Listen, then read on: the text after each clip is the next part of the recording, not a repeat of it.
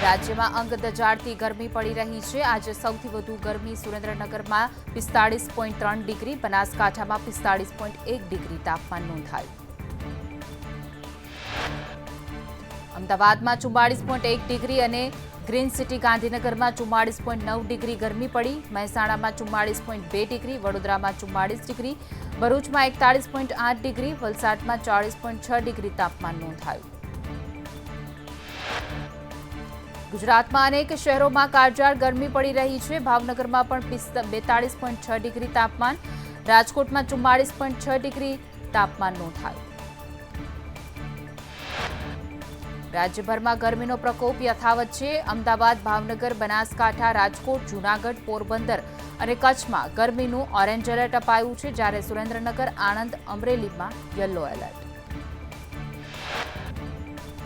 ગઈકાલે સુરેન્દ્રનગર અને બનાસકાંઠા સૌથી વધુ તાપમાન નોંધાયું હતું। સુરેન્દ્રનગરમાં 45.5 ડિગ્રી નોંધાઈ હતી, જ્યારે બનાસકાંઠામાં 45 ડિગ્રી, ગાંધીનગરમાં 44.5 ડિગ્રી, અમદાવાદમાં 44.5 ડિગ્રી તાપમાન નોંધાયું હતું। આણંદમાં 43.5 ડિગ્રી, વડોદરામાં 43.2 ડિગ્રી, જ્યારે ભાવનગરમાં 41.1 ડિગ્રી, રાજકોટમાં પણ 41.8 ડિગ્રી, અમરેલીમાં 43.4 ડિગ્રી, જામનગરમાં 44.5 ડિગ્રી તાપમાન, જ્યારે જૂનાગઢમાં 42.5 ડિગ્રી, કચ્છમાં 44.1 ડિગ્રી તાપમાન નોંધાયું હતું। રાજ્યમાં કાળઝાળ ગરમીથી લોકો ત્રાહિમામ પોકારી ઉઠ્યા છે। 17 મેના રોજ 108ને હીટવેવના 85 કોલ્સ મળ્યા હતા। 18 મેના રોજ 97 કોલ્સ આવ્યા હતા। 17 એપ્રિલથી 18 મે સુધીના હીટવેવના 2255 કોલ્સ આવ્યા હતા। રાજ્યમાં કાળઝાળ ગરમીથી ઇમરજન્સી સેવા માટે 108 સતત દોડતી રહી। અમદાવાદમાં 73 લોકોને ગરમીને લઈને ઇમરજન્સી કોલ કર્યા। 7 દિવસમાં ગરમીને લઈને 529 ઇમરજન્સી કોલ મળ્યા। સુરતમાં 40, વડોદરામાં 19, રાજકોટમાં 18 કોલ્સ 108ને મળ્યા, જ્યારે નવસારીમાં 34, છોટાઉદેપુરમાં 27 કોલ મળ્યા। અમદાવાદમાં ગરમીના પ્રકોપ વચ્ચે ઋતુગત બીમારીઓ વધી રહી છે। સરકારી હોસ્પિટલમાં હીટ સ્ટ્રોક, ડિઝાસ્ટેશનના કેસ વધ્યા છે, તો સિવિલમાં હીટ સ્ટ્રોકના રોજના 30થી પણ વધુ દર્દીઓ નોંધાઈ રહ્યા છે। સોલા સિવિલમાં રોજની ઓપીડી 10,564 પર પહોંચી। વડોદરામાં ગરમીથી ગભરામણ બાદ વધુ 2 લોકોના મૃત્યુ થયા છે। તરસાલીના 32 વર્ષીય સંજય સોલંકી અને 49 વર્ષીય આનંદ ગાયકવાડનું ગભરામણથી મોત થયું છે। 48 કલાકમાં ગભરામણ, છાતીમાં દુખાવા બાદ 9 લોકોના મૃત્યુ થયા। કાળઝાળ ગરમીને લઈને પશુ પક્ષીઓ પણ ત્રાહિમામ થયા છે। વડોદરામાં પ્રાણી સંગ્રહાલયમાં વિશેષ વ્યવસ્થા કરાઈ છે। કમાટી બાગમાં જંગલી પશુઓ માટે બરફ મુકાયો છે। પશુ પક્ષીઓના પિંજરા પર પાણીનો છંટકાવ પણ કરાયો।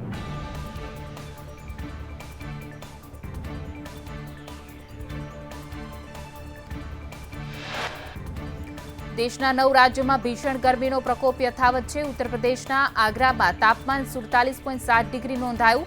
મથુરામાં 47.5 ડિગ્રી, ઝાંસીમાં 47.2 ડિગ્રી તાપમાન નોંધાયું। મધ્યપ્રદેશના દતિયામાં 47.2 ડિગ્રી તાપમાન નોંધાયું। રાજસ્થાનના ગંગાનગરમાં 46.7 ડિગ્રી તાપમાન નોંધાયું।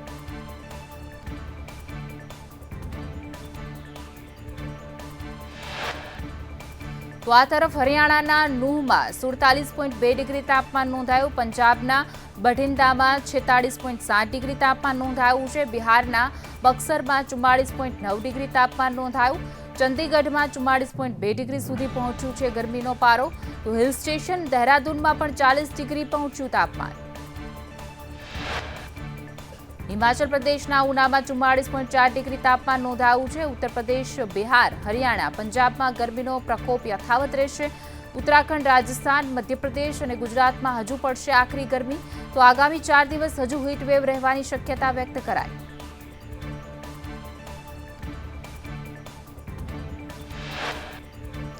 દિલ્હીના નઝફરગઢમાં દેશનું સૌથી ઊંચું તાપમાન નોંધાયું। દિલ્હી ફરી આજે 47.8 ડિગ્રી સાથે દેશનું હોટેસ્ટ સિટી બન્યું છે। ચંદીગઢ અને હિમાચલના અમુક શહેરોમાં પણ હીટવેવની અસર।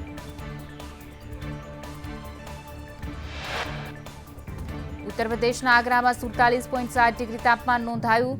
તો વળી મધ્યપ્રદેશના દતિયા જિલ્લામાં રહેવાસીઓ 47.5 ડિગ્રી તાપમાનમાં શેકાયા. ઝાંસીવાસીઓ 47.2 ડિગ્રીમાં શેકાયા.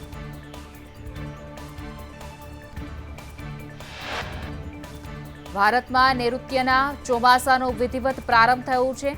અંદમાન અને નિકોબારના ટાપુઓ પર નૈઋત્યનું ચોમાસાએ પધરામણી કરી છે. 31 મેના રોજ ચોમાસું કેરળ પહોંચશે.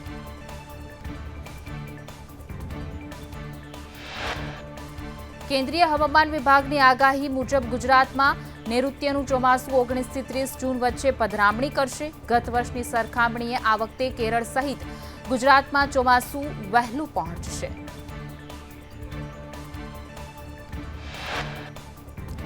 નૈઋત્યનું વિધિવત ચોમાસું મધ્યપ્રદેશમાં 16 થી 21 જૂન વચ્ચે પહોંચશે તો છેલ્લે રાજસ્થાનમાં 25 જૂન સુધીમાં પધરામણી કરશે. આવનારા 3 થી 5 સપ્તાહમાં લા નીનોની અસરના કારણે ગત વર્ષ કરતાં ચોમાસું સાર્વત્રિક રીતે સારું રહેવાની સંભાવના વ્યક્ત કરવામાં આવી છે. રાજ્યમાં પડેલા કમોસમી વરસાદ અંગે કૃષિમંત્રી રાઘવજી પટેલે બોલાવી સમીક્ષા બેઠક. ઉનાળુ પાક તથા બગાયતી પાક સંદર્ભે કરાઈ ચર્ચા. ઉનાળુ પાકમાં નુકસાનની નહીં હોવાનો પ્રાથમિક અંદાજ. ચારધામ યાત્રા માટે રજીસ્ટ્રેશન બંધ થતા યાત્રાળુઓને ભારે મુશ્કેલીમાં મુકાયા. રજીસ્ટ્રેશન ન થતા યાત્રિકો નોંધણી કેમ્પ બહાર મોટી સંખ્યામાં યાત્રાળુઓ અટવાયા. વહીવટીતંત્રએ રજીસ્ટ્રેશન માટે હાથ અદ્ધર કર્યા. યાત્રા માટે નોંધણી ન થતા ગુજરાત સહિત દેશભરમાંથી આવેલા હજારો યાત્રાળુઓમાં નિરાશા વ્યાપી. ફરી રજીસ્ટ્રેશન થાય તેવી આશા સાથે યાત્રાળુઓના ધાબા.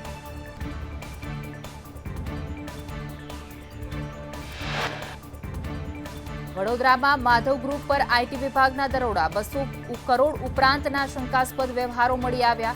વડોદરામાં સતત 2 દિવસથી આઈટીનું સર્ચ ઓપરેશન. 10 સ્થળોએ કર્યું છે સર્ચ ઓપરેશન. અમદાવાદ અને એમપી મળી કુલ 27 સ્થળોએ સર્ચ કર્યું.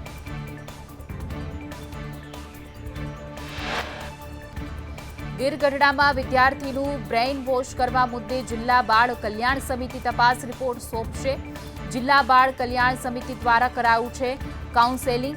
સ્વામિનારાયણ ગુરુકુળના સ્વામી પર સાધુ બનાવવાનો લગાવાયો છે આક્ષેપ.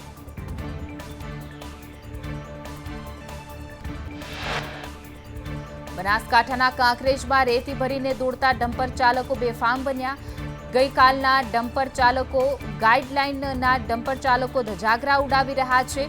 ડમ્પર પર તાડપત્રી લગાવવાનો નિયમનો ભંગ કરનાર સામે કાર્યવાહી કરવા માંગ ઉઠી છે. ગારિયાધારમાં ભાજપ નેતા અને તાલુકા પંચાયતના ઉપપ્રમુખ રાકેશ કેવડિયા દારૂની મહેફિલ માણતા ઝડપાયા. દારૂની 2 બોટલો સહિત 4 લોકો દારૂ પીતા ઝડપાયા. સ્થળ પરથી 2 કાર અને 3 મોબાઈલ કબજે કર્યા. અમદાવાદમાં મતગણતરી કેન્દ્ર પર તૈયારીઓ તેજ. મીડિયા રૂમ, કંટ્રોલ રૂમ, એલઈડીની વ્યવસ્થાની તૈયારીઓ કરાઈ. ગુજરાત કોલેજ અને એલડી એન્જિનિયરિંગ કોલેજમાં મતગણતરી થશે. પોલીસ બંદોબસ્ત માટેના ડોમ, કંટ્રોલ રૂમની તૈયારીઓ શરૂ કરાઈ. લોકસભા 2024નું પરિણામ 4 જૂને થશે જાહેર.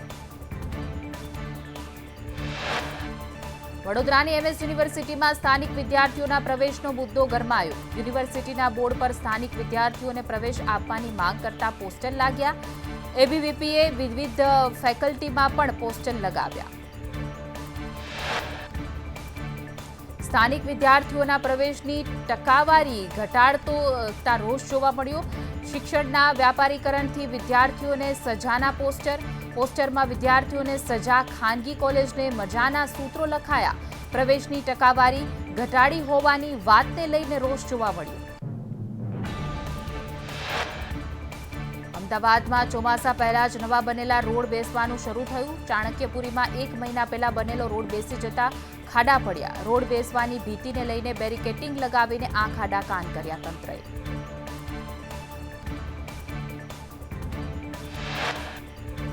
અમદાવાદ સુભાષ બ્રિજ નીચે સાબરમતી નદીમાં જંગલી લીલનું સામ્રાજ્ય. જંગલી લીલને દૂર કરવા તંત્રની ઉદાસીનતા. તંત્રના 85 લાખના ખર્ચે શુદ્ધિકરણના દાવા પોકળ સાબિત થયા. સાબરમતી લીલના લીધે ક્રિકેટ ગ્રાઉન્ડ બની હોય તેવા દ્રશ્યો સર્જાયા.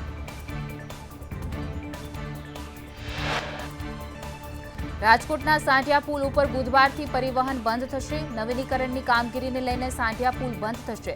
રાજકોટથી જામનગર જતા લોકો માટે વૈકલ્પિક વ્યવસ્થા ઊભી કરાઈ છે. રાજકોટ પોલીસ કમિશનરે બહાર પાડ્યું છે જાહેરનામું.